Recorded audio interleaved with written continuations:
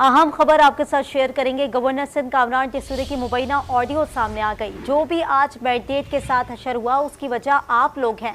Governor Sindh Kamran टेसूरी ने अपने audio पैगाम में कहा कि ये ऑडियो जो लीक हुई है वो तमाम तर मामलात के पेश नज़र ये सारा सिनेरियो सामने आ रहा है, जिसमें ये बताया जा रहा है कि हम तो PTI के साथ हुकूमत में बैठे थे, आप दोनों लोग अपोजिशन में थे और जेलों में जाने वाले थे। PTI और नून लीग हमने आपको 7 वोट दिए, जिससे हमारा वोट बैंक नाराज हुआ और उससे हमें वोट नहीं पड़े। उन्होंने साथ ये भी कहा कि आपका साथ देने के बाद हमारा वोट बैंक मुसलसल तौर पर खराब होता रहा, हमारे वोट का फायदा आपको हुआ। एक वजीर खारजा और दूसरा वजीर आजम बन गया। हम आज 17 सीटें लेकर आए तो हमारे लिए ऐसी बातें कर रहे हैं। अगर हमें ऐसा मैंडेट मिला है तो दीगर को भी ऐसा ही मिला।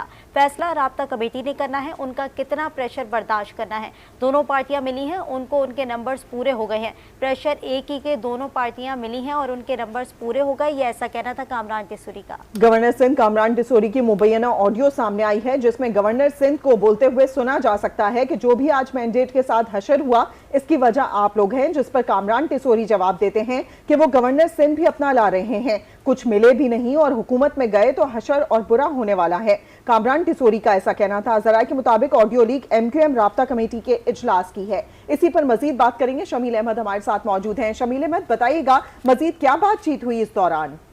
देखिए, ये एक ऑडियो लीक का सिलसिला है। कल भी हम देखते हैं कि MQM के रहनुमा मुस्तफा कमाल की एक ऑडियो लीक आई, जिसमें वो राब्ता कमेटी को वो तमाम सूरत हाल बता रहे थे जो उनकी एक मुज़ाकराती कमेटी है और उसने मुस्लिम लीग नून की क़यादत से हुकूमत साजी के हवाले से जो मुलाकातें की उसकी ब्रीफिंग दी। और आज हम देखते हैं कि एक और मुबैना ऑडियो लीक सामने आई जो कि गवर्नर सिंध कामरान टेसूरी की है और वो राब्ता कमेटी को इस हवाले से बता रहे हैं कि क्या सूरत हाल थी और क्या हुआ। और उनका कहना था कि उन्होंने जब बातचीत हुई सामने, यानी कि जिनसे वो बातचीत करने के लिए जिस कमेटी से वो बात कर रहे थे, तो उसको उन्होंने बताया कि हम 7 सीटों के साथ बैठे हुए थे और हुकूमत का हिस्सा थे, लेकिन हम गए आपके साथ और आपको वोट दिया।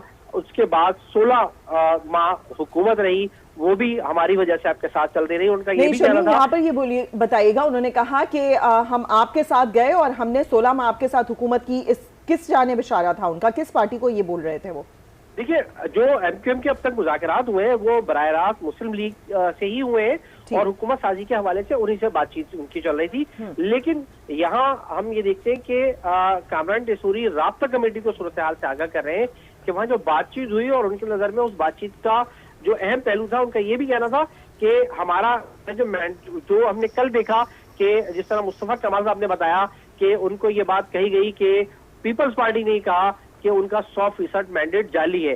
तो इसके ऊपर आप ये देखें कि वो ये बात बता रहे हैं कामरान टेसूरी कि अगर हमारा मैंडेट खराब हुआ है तो मैंडेट खराब होने की बुनियादी वजह ये थी कि हम 16 माह उनके साथ रहे। उन्होंने राब्ता कमेटी को ये बताया कि ये सूरत हाल की बुनियादी वजह ये है कि पीपल्स पार्टी और मुस्लिम लीग जो मिली है उनके नतीजे में उनके जो नंबर थे वो पूरे हो चुके हैं।